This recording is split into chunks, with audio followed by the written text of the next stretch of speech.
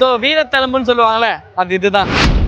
மாதக்கட்டை ஜல்லிக்கட்டு வந்திருந்தோம். என்னதான் நம்ம வந்து பெருமை மிக்க மாடெல்லாம் பத்தி பேசினாலும் ஸோ வீரர்களையும் நம்ம பத்தி பெருமையா பேசணும். ஒரு கழுத்துல என்ன இருக்கும்? மாடு பாங்கிருக்கேன் கிட்ட கம்பேக் கொடுத்துருக்காப்புல. வீரர்களுக்கான அர்த்தமே தான். ஸோ வீரத்தழும்புன்னு சொல்லுவாங்கல்ல, அது இதுதான். ப்ரோ வந்து மாடு பாங்கியுமே அடுத்த லெவலுக்கு வந்து திருப்பி மாடு பிடிக்க வந்திருக்கீங்க. வீரர்களா என்ன சொல்ல நினைக்கிறீங்க? பார்த்து பத்திரமா பிடிக்கங்க.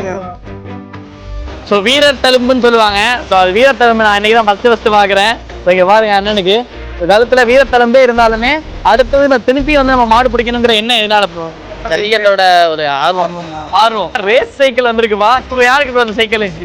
தம்பிக்கு ப்ரோ போங்க. வீரத்தழும்பு வந்தவங்களுக்கே சைக்கிள் வந்திருக்கு.